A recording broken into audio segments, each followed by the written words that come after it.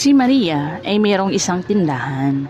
Isang taon pa lamang siya sa pagtitinda niya ay sumali siya sa isang networking. At dito ay kailangan mong ibahagi ang iyong inegosyo. Kailangan mong i-share sa iba para malaman nila na may negosyo ka. Dahil dito ay naging busy si Maria at halos araw-araw siyang umaalis. Kapag umaalis siya, ang nagbabantay sa kanyang tindahan ay ang kanyang hipag. So isang araw, namalayan niya na mayroong isang gaya-gaya na kung ano yung tinda niya ay ginaya din siya. Dahil nga sa kabisihan ni Maria, hindi na mamalaya ni Maria na unti-unti na palang nawawala ang laman ng tindahan niya. Kasi tuwing alis niya, gastos. Tuwing aalis siya, gastos ulit. Panay ang gastos sa tuwing aalis siya. Hanggang sa hindi niya namalayan, kunti na lang pala yung tinda niya. Dito isang araw, ang kanyang hipag ay nagbabantay at binuksan ang trapal para hindi mainitan ang tindahan. Subalit si Gaya-Gaya, sinabihan ang hipag niya. Ang sabi sa kanya, "Huwag mo natakpan, uling lang naman ang tinda niyo."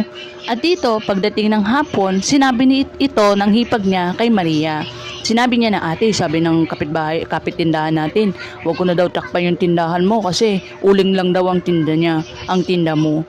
So dito, hindi nalimutan ni Maria ang mga salitang iyon. Itinanim niya sa isip niya na uling lang pala ang tinda niya. Sumama din ang loob niya nung marinig niya yon. At dahil dito, oo nga, na-realize ni Maria, wala na palang laman yung tindahan ko. Napabayaan ko na pala talaga dahil sa networking na sinalihan ko. At dito, na-realize ni Maria na ang totoong kita pala ay nandito sa tindahan niya. Subalit, noong mga panahon na yon, halos nasa 500 pesos na lang ang total ng laman ng tindahan niya. So paano pa niya ito palalaguin? Nagkataon na pindutan na sa kanilang 4-piece. At ito ang kanyang ipinuhunan para makapagsimula ulit.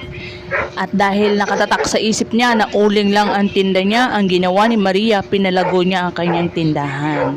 So nagkatotoo nga, kinalimutan na niya ang networking na nagpalubog sa tindahan niya. Ngayon, nag-focus siya sa kanyang tindahan. Pinalago niya ito at pinadami ng tinda. Pinalago niya uli at pinadami ang tinda hanggang sa nagkaroon pa siya ng isang tindahan. At ngayon ay makikita mo na punong-puno na ang tindahan ni Maria. At ang tao na nagsabi sa kanya na uling lang naman ang tinda mo, ngayon ay survival sa mga Bombay. Kasi bakit? Hindi lang isa, hindi lang dalawa, hindi lang 3, kundi 5 Bombay ang hinuhulugan niya araw-araw. At minsan nga, open-close, sarado bukas. Kasi nga minsan, wala nang pampuhunan, wala nang laman ang kanilang tindahan. Puno pa sila ng utang. At dahil dito ay nagpasalamat pa si Maria sapagkat na-challenge siya sa negative comments ng kanyang kapit tindahan.